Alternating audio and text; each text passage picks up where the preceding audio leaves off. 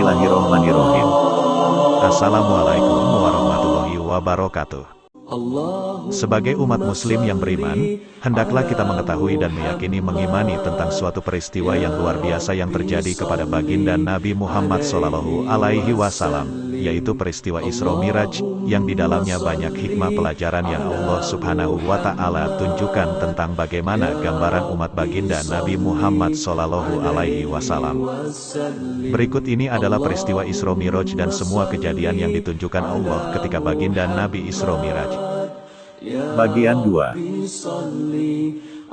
Setelah baginda Nabi diperlihatkan terhadap kelompok orang yang memakan daging manusia, yaitu gambaran orang yang suka berbuat gibah dan senang membuat nama orang lain tercemar, kemudian baginda Nabi berangkat meneruskan perjalanannya kembali, lantas menjumpai sebuah lubang yang sangat kecil. Dari dalamnya keluar sapi yang sangat besar. Sapi tersebut berusaha ingin masuk ke dalam lubang yang sangat kecil itu lagi, namun tidak bisa masuk. Baginda Nabi bertanya, "Apa maksud dari semua ini wahai Jibril?" Malaikat Jibril pun menjawab, "Semua ini adalah sebagian contoh dari umat baginda Rasul yang salah berbicara. Mereka sudah terlanjur berbicara sedangkan ucapan yang diutarakan tadi adalah ucapan yang bersifat penting rahasia, berbahaya, merusak di dunia dan akhirat. Namun pada akhirnya mereka menyesali semua ucapannya tadi. Tentu saja ucapan tersebut tidak dapat ditarik kembali." Dalam perjalanan Isra Miraj tersebut, baginda Nabi tiba-tiba dipanggil-panggil oleh seseorang dari arah kanan, "Wahai Muhammad, bersedialah kamu untuk berhenti sebentar. Saya hendak bertanya sesuatu kepadamu." Namun baginda Nabi tidak menolehkan kepalanya sedikit pun dan enggan menjawab seruan orang tersebut. Baginda Nabi bertanya, "Siapa dia wahai Jibril?" Jibril menjawab, "Itu adalah seruan dari orang Yahudi." Ingatlah, seumpama baginda Rasul tadi berkenan menjawab seruan itu, sudah barang tentu umat baginda Rasul akan menjadi Yahudi semuanya. Lantas baginda Nabi berangkat lagi. Tiba-tiba beliau dipanggil-panggil seseorang dari arah kiri, "Wahai Muhammad, saya meminta kamu untuk berhenti sejenak dan menunggu saya. Saya ingin bertanya sesuatu hal kepadamu." Namun baginda Nabi tidak menghiraukannya. Baginda Nabi berkata, "Siapa lagi itu ya Jibril?" Jibril menjawab, "Itu adalah seruan yang berasal dari orang Nasrani." Ingatlah, seumpama baginda Rasul menjawab panggilan orang tersebut, tentu umat baginda Rasul akan menjadi Nasrani semuanya. Selanjutnya baginda Nabi berangkat lagi. Tiba-tiba beliau berjumpa dengan seorang wanita yang kedua lengannya terbuka. Dia memakai perhiasan yang serba indah.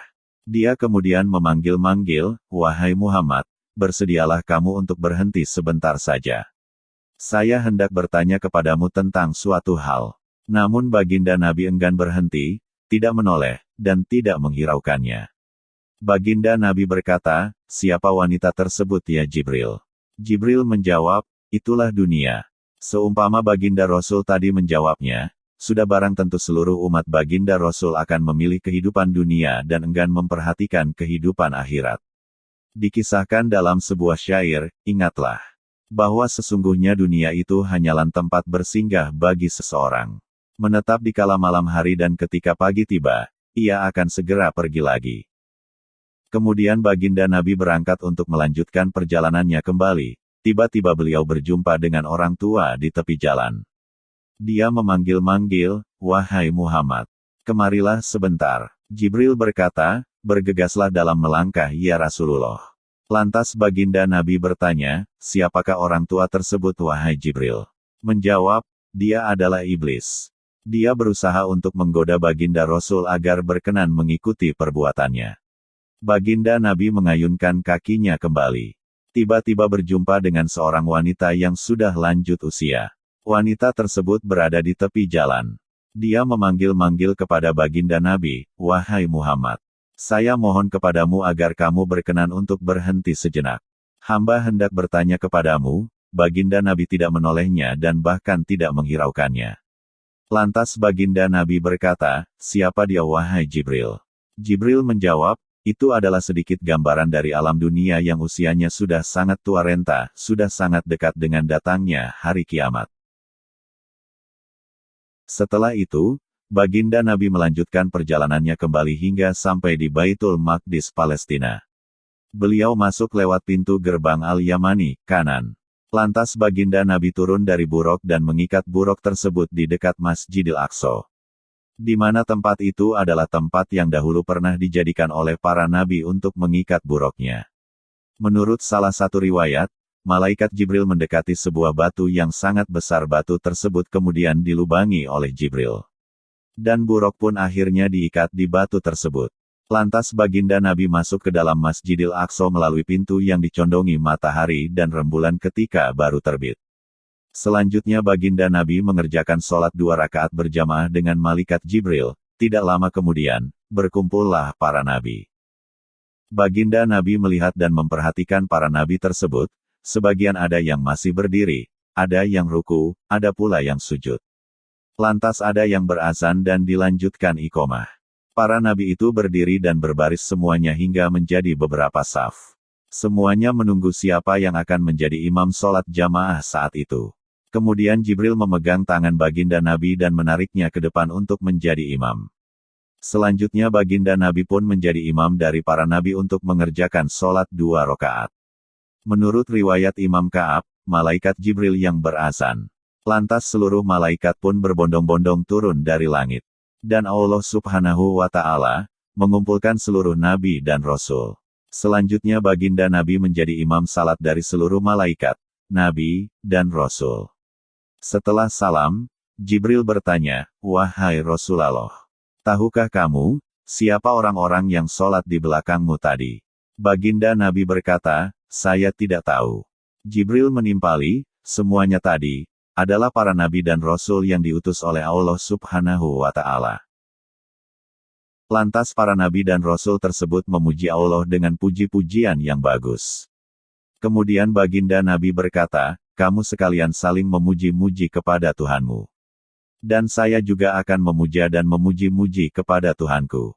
Selanjutnya baginda Nabi bergegas mengucap puji-pujian, "Segala puji itu hanya milik Allah.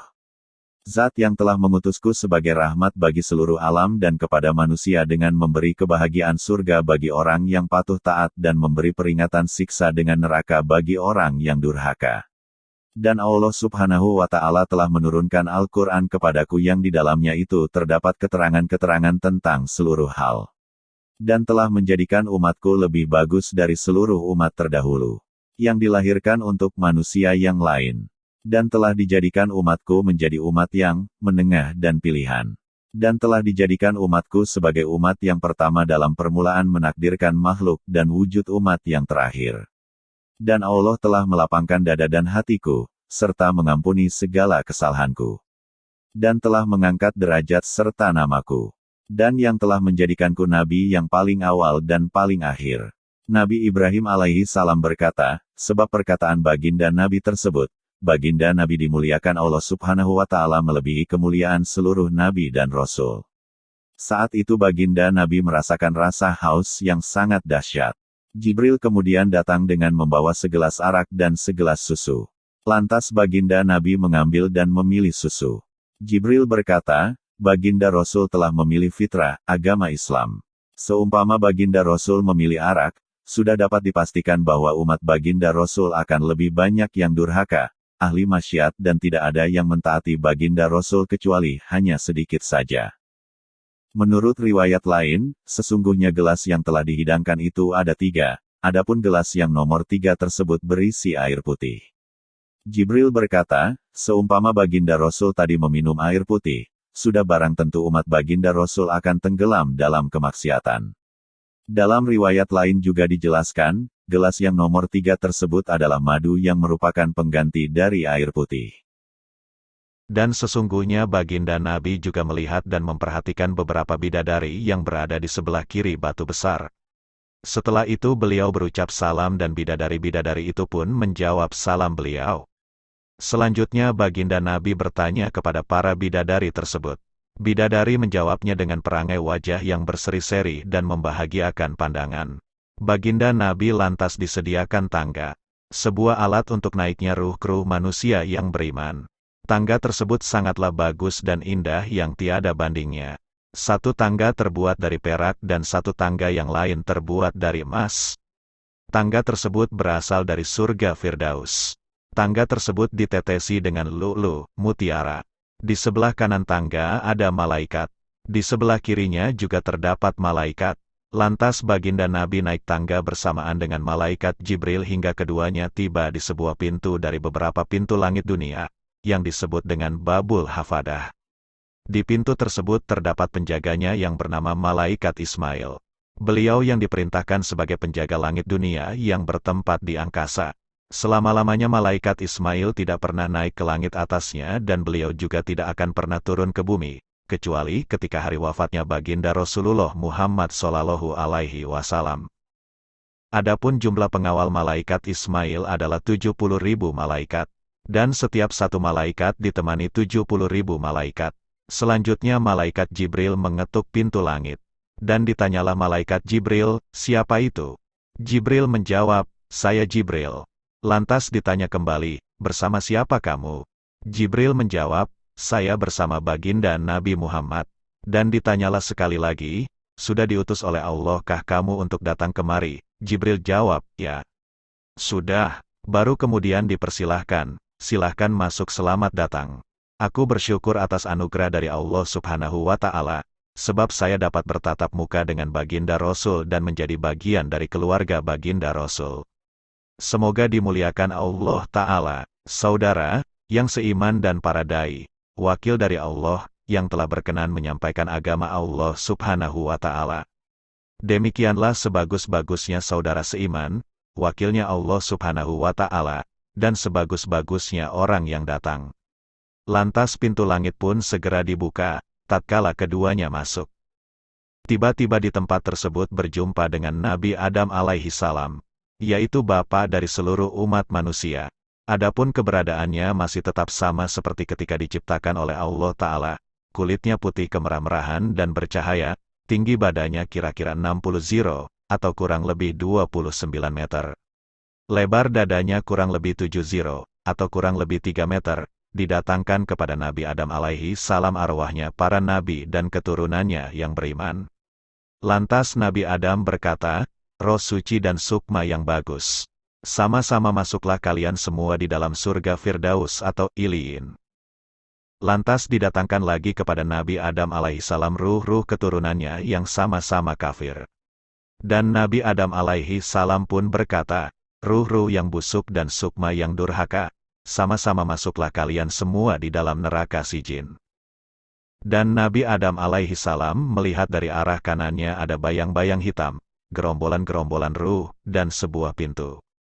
Dan dari pintu tersebut, keluarlah aroma sangat semerbak harum. Dan dari arah kiri, Nabi Adam alaihi salam melihat bayang-bayang dan pintu.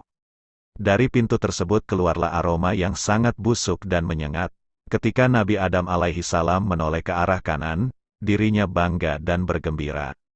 Dan ketika menoleh ke kiri, dirinya sedih dan menangis. Lantas baginda Nabi bersalam kepada Nabi Adam alaihi salam. Dan Nabi Adam alaihi salam pun menjawab salam beliau. Nabi Adam alaihi salam lantas berkata, selamat datang wahai anakku yang solih dan Nabi yang solih. Lantas baginda Nabi bertanya, siapa itu ya Jibril? Jibril menjawab, beliau adalah bapak moyang baginda Rasul, yaitu Nabi Adam alaihi salam. Adapun bayang-bayang hitam itu adalah keturunan Nabi Adam alaihi salam. Sementara itu, gerombolan bayangan hitam sisi kanan adalah ahli surga, dan adalah yang sisi kiri ahli neraka.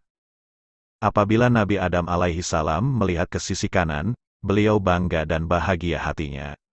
Dan apabila melihat ke sisi kiri, Nabi Adam alaihi salam menangis dan bersedih hati. Pintu sebelah kanan adalah pintu surga. Ketika Nabi Adam alaihi salam melihat anak keturunannya sama-sama masuk surga, hatinya bangga dan berbahagia. Adapun pintu sebelah kiri adalah pintu neraka. Ketika Nabi Adam alaihi salam melihat anak keturunannya sama-sama masuk neraka, hatinya menangis dan bersedih. Lantas baginda Nabi melanjutkan perjalanannya kembali yang tidak jauh dari tempat tadi. Dan bertemulah beliau dengan orang-orang yang senang memakan harta riba dan harta benda anak yatim. Beliau juga bertemu dengan orang-orang yang gemar berzina dan sebagainya. Keberadaan mereka sangat menyedihkan dan mengenaskan, buruk. Seperti fenomena terdahulu, justru malah lebih menyedihkan. Lantas baginda Nabi naik kembali ke langit yang kedua. Jibril mengetuk pintu langit dan meminta izin untuk masuk.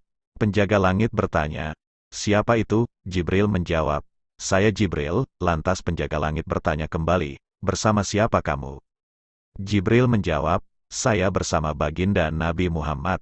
Dan ditanyalah sekali lagi, "Sudah diutus oleh Allah kah kamu untuk datang kemari?" Jibril jawab, "Ya." "Sudah." Baru kemudian dipersilahkan, "Silahkan masuk." "Selamat datang." Wah, saya rasa, saya mendapat anugerah dari Allah Subhanahu wa Ta'ala, sebab saya dapat bertatap muka dengan baginda Rasul dan menjalin persaudaraan. Semoga baginda Rasul dimuliakan Allah Subhanahu wa Ta'ala, dan saudara-saudara yang seiman dan para dai, wakil dari Allah, yang telah berkenan menyampaikan agama Allah Subhanahu wa Ta'ala. Demikianlah sebagus-bagusnya saudara seiman, wakilnya Allah Subhanahu wa Ta'ala, dan sebagus-bagusnya orang yang datang. Kemudian pintu langit pun segera dibuka. Ketika keduanya telah masuk, tiba-tiba mereka bertemu dengan Nabi Isa alaihi salam bin Maryam dan Nabi Yahya bin Zakaria yang keduanya hampir serupa pakaian dan rambutnya. Ibunya Nabi Yahya masih bersaudara dengan Siti Maryam. Keduanya ditemani oleh sekelompok kaumnya. Nabi Isa itu berperawakan standar, kulitnya putih kemerah-merahan, rambutnya panjang, kelihatan seperti orang yang baru saja mandi. Wajahnya serupa dengan Yarwah bin Mas'ud Ats-Sakafi. Baginda Nabi lantas berucap salam kepada Nabi Isa alaihi salam dan Nabi Yahya alaihi salam. Keduanya menjawab salam tersebut dan berkata, "Selamat datang saudaraku yang soleh dan Nabi yang soleh." Keduanya pun mendoakan baginda Nabi dengan doa yang bagus. Ya Rabbi salli alaihi wasallim.